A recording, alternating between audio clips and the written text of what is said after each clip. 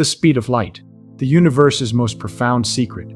Here's something that will completely change how you see reality.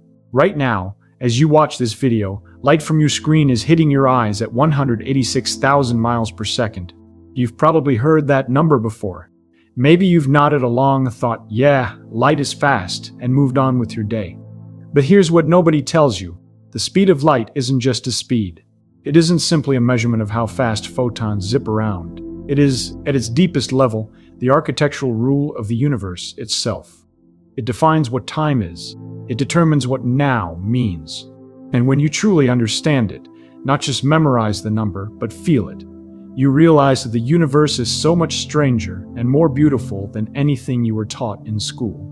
Everything you think you know about light and speed is about to get taken apart, and what we're going to rebuild in its place is one of the most profound pictures of reality that human beings have ever discovered. Let's start at the beginning, not with equations, with a question. What does it mean to move?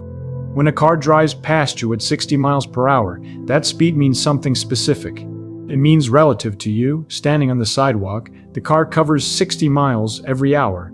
But if you were in another car, also driving at 60 miles per hour in the same direction, the first car would appear completely still to you.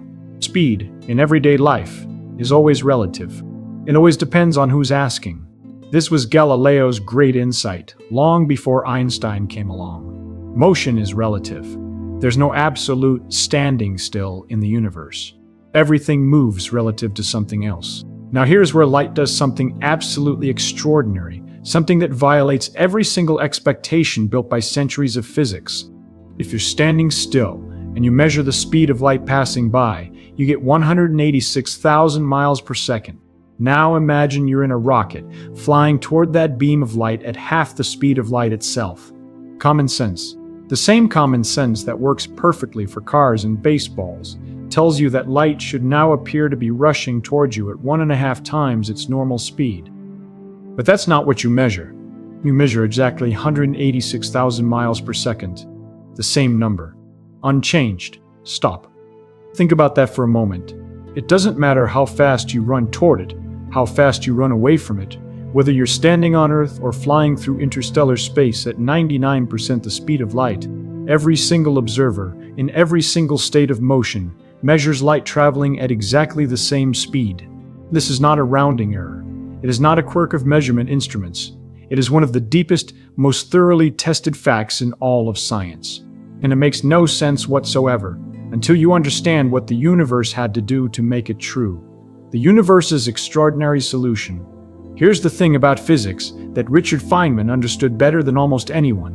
When nature does something strange, the strangeness isn't the end of the story. It's the beginning. The strangeness is pointing at something deeper. So why does everyone measure the same speed of light, no matter how they're moving? The answer is that space and time are not fixed. They're not the rigid, absolute, unchanging stage that Isaac Newton imagined. Space and time are flexible. They bend and stretch depending on how fast you're moving. And the universe does this. It literally deforms space and time, specifically so that the speed of light remains constant for every observer. Let that settle. The universe would rather warp the fabric of reality itself than allow light to travel at different speeds for different observers. Why? Why is the speed of light so special that space and time must bend around it? Here's a thought experiment. Imagine you're on a train moving at some speed and you turn on a flashlight. The light races ahead of you. Now, from the perspective of someone standing outside watching the train go by, something has to give. Either they measure the light going faster than 186,000 miles per second because it got a boost from the moving train, or time and space on the train have to be different from what they are outside. Einstein, in 1905, chose the second option, not because it was comfortable, because the mathematics demanded it, and every experiment we've run since then has confirmed he was right. When you move faster, time slows down for you relative to someone standing still. When you move faster, distances in the direction you're traveling get shorter for you. These aren't illusions. These aren't tricks of perspective. They are real, measurable physical changes to the nature of time and space, and all of it exists to preserve one constant, the speed of light. The cosmic speed limit, Now, you might be thinking, okay, so light is fast and space-time is weird, but surely we could just build a better rocket someday, accelerate hard enough, and eventually break through the light barrier? This is where things get genuinely mind-bending. It's not that we haven't built a fast enough engine. It's that the faster you go, the more energy it takes to go faster still. Not linearly, exponentially. As you approach the speed of light, your effective mass, the resistance your body puts up against further acceleration, grows without limit. To reach the speed of light, you would need infinite energy. Not a lot of energy. Infinite energy. Here's an analogy. Imagine you're pushing a shopping cart and it starts empty. Easy. You push harder, it accelerates. But now imagine that every time you push it a little faster, it gets heavier. And the heavier it gets, the harder it is to push. And the harder you push, the heavier it gets. There is no pushing hard enough that gets you to the speed of light.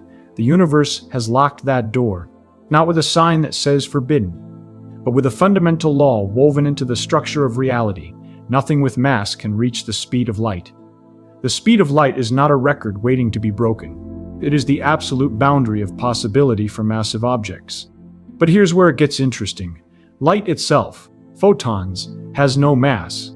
Zero. None. And because it has no mass, it doesn't gradually approach the speed of light the way a rocket would. It was born traveling at that speed. It has always traveled at that speed. In fact, light cannot travel at any other speed. A photon at rest is not a thing that exists in this universe. Light doesn't accelerate to its speed. Light simply is its speed. Time, light, and the strangest truth of all we need to talk about time. Because the relationship between light and time is the most profound mystery in this whole story. Here's a thought experiment that Einstein actually used himself.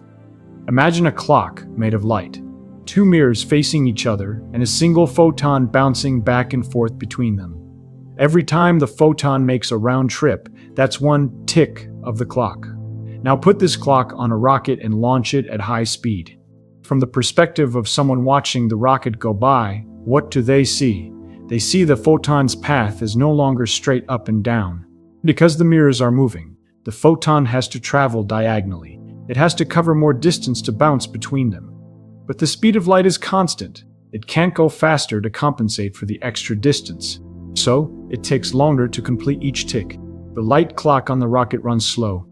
And here is the staggering part. Any clock on that rocket, mechanical clocks, biological clocks, the rate at which cells age, the rate at which thoughts happen, all of them slow down in exactly the same way. Because it isn't just light clocks that slow down. Time itself slows down. This is called time dilation, and it has been measured, precisely, repeatedly. We put extremely accurate atomic clocks on airplanes, flew them around the world, and compared them to identical clocks that stayed on the ground. The clocks on the planes ran slightly slower, not because of engine vibrations, because of time dilation, because they were moving faster, and the universe genuinely gave them less time. GPS satellites carry atomic clocks. If we didn't correct for time dilation, both from their speed and from the reduced gravity at altitude, your GPS would drift by several miles per day. The fact that your phone can navigate you to the right parking lot is, quietly, a daily proof of Einstein's theory of relativity, the even deeper truth about light and time. But now we need to go one level deeper, because there's something about light's relationship with time that is so strange it almost seems like science fiction. From our perspective, a photon traveling from a distant star to your eye is on a journey that might take millions of years. But here's the question nobody thinks to ask. What is the journey like from the photon's perspective? Time dilation tells us that the faster you move, the slower time passes for you. At the speed of light, time stops. Completely. A photon experiences zero time between its emission and its absorption. The photon that left a star 8 million light-years away and just entered your eye. From the photon's point of view, those two events happened simultaneously. No time passed at all. The photon does not experience travel. It does not experience the vast emptiness of space. It does not experience the millions of years of human history that elapsed during its journey. From the photon's frame of reference, it is emitted and absorbed in the same instant. What does this mean? It means light doesn't experience time at all. Light exists entirely outside of time in some deeply fundamental sense. It lives at the edge of time, at the boundary where time ceases to exist, and yet it is light that we use to see. Every single thing you have ever perceived in your life has come to you through light. Your entire experience of reality, every image, every color, every star in the night sky, all of it is carried by messengers that do not experience time. You are experiencing the universe through the eyes of something that is timeless. The speed of light is not what you think it is. Here's the thing that physicists understand, but almost never gets communicated clearly. The speed of light is not really about light. Yes, light travels at 186,000 miles per second, but so do gravitational waves. So does every massless particle we've ever discovered or theorized. The deeper truth is that there is a cosmic speed, a fundamental maximum velocity built into the fabric of space-time, and light just happens to travel at it because light has no mass. If photons had even a tiny amount of mass, light would travel slightly slower than this cosmic maximum, and we would need a different name for the universal speed limit. But in our universe, photons are massless, so light becomes the natural way we observe and discuss this limit. The constant we call the speed of light is really the speed of causality. It is the fastest rate at which cause and effect can be connected across space. It's the speed at which information, in any form, can travel. It defines the edge of your observable universe, the boundary beyond which nothing that has ever happened could have ever affected you. Because there hasn't been enough time for light to make the journey. Right now, there are regions of the universe, galaxies, stars, perhaps planets with life, that are forever beyond our horizon. Not because we haven't built the right telescope, but because the universe has been expanding faster than light can cross the distance between us. Their light will never reach us. We are causally disconnected. We share a universe but will never, in any physical sense, be able to interact. The speed of light doesn't just limit how fast we can travel. It defines the boundaries of our reality itself. The universe at the scale of light. Let's bring this back to something tangible, something you can feel. Look up at the night sky. Every single star you can see is in the past. The light reaching your eyes left those stars years, decades, centuries, or millennia ago. When you look at the sun, you see it as it was 8 minutes ago. If it suddenly disappeared, you wouldn't know for 8 minutes. When you look at the Andromeda galaxy, you see it as it was 2.5 million years ago. Modern humans hadn't evolved yet when that light began its journey to your eye. The night sky is not a photograph of the universe as it is. It is a mosaic of different paths, layered at different depths of time, all arriving at your eyes simultaneously. You are not looking at space, you are looking at time. And the deeper you look, with the James Webb Space Telescope or its successors, the further back in time you see. There is a fundamental horizon where the light from the early universe is only just reaching us now. Beyond that, there is no light to see, not because space ends, but because the universe wasn't old enough to be transparent to light yet. The cosmic microwave background radiation, the faint afterglow detectable in all directions, is the oldest light in the universe. The furthest back we can see. A relic from 380,000 years after the Big Bang, still arriving at Earth after 13.8 billion years of travel. We are bathed in the oldest light in existence, every moment of every day. Why Feynman would love this. Richard Feynman once said that he'd rather have questions that can't be answered than answers that can't be questioned. And the speed of light is, in many ways, the ultimate unanswered question, wearing the costume of an answered one. We can tell you what it is. We can measure it with extraordinary precision. We can build theories of breathtaking mathematical elegance that use it as a cornerstone. We can use it to navigate GPS satellites and verify atomic clocks and detect gravitational waves from colliding black holes a billion light years away. But why is it this particular value? Why 186,000 miles per second and not twice that or half that? Why is there a cosmic speed limit at all? Why does it govern causality? Why does nature organize itself around this constant? Here, physics reaches its current boundary. We describe the how with exquisite precision. The why remains open. And that's not a failure. That is an invitation. Feynman was comfortable with not knowing. More than comfortable, he found it thrilling. I can live with doubt and uncertainty and not knowing, he said. I think it's much more interesting to live not knowing than to have answers which might be wrong. The speed of light is a doorway to not knowing in the most beautiful way. Every answer it gives us opens 3 more questions. Why is the universe structured this way? What does it mean that time is not absolute? What does it mean that space itself can compress and expand? What does it mean that there are places in this universe we can never reach? Questions we can never answer, not because we lack intelligence or technology, but because the universe has drawn a line and said, this far and no further? The profound beauty at the edge of knowledge.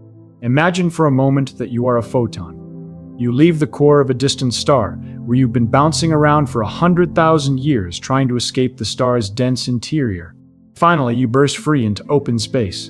And for you, in your timeless existence, the next moment is also the last moment, because you travel 8 billion years across the universe and arrive at the eye of a human being who is lying on their back in a field on a small planet, looking up at the night sky.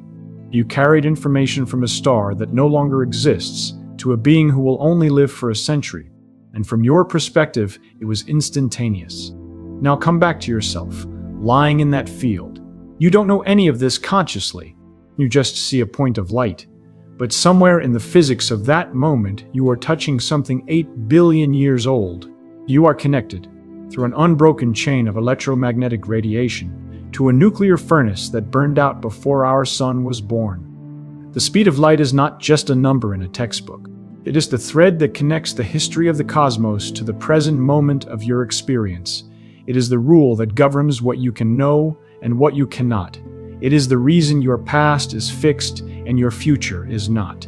It is the reason that being here, now, with your particular past and your particular future, means something that no one else in the universe can replicate. Physics, at its deepest level, is not about equations. It's about this: the moment when you look up at the sky and realize that the universe is immeasurably larger and stranger and more beautiful than it looks from the surface of this small blue planet, and that we, somehow, with these peculiar biological instruments called brains, have managed to figure some of it out. That is the gift of understanding, and it is the reason we keep exploring. The edge of a bigger mystery. Here's where we leave you today, not at an ending, but at a threshold. The speed of light connects everything we've talked about: relativity, time dilation, the structure of causality, the boundary of the observable universe.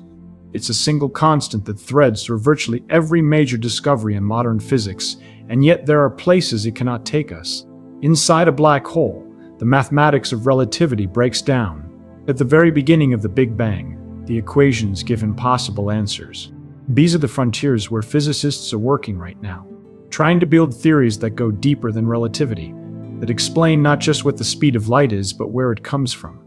Quantum mechanics and general relativity, the 2 greatest physical theories ever developed, are fundamentally incompatible with each other at the deepest level.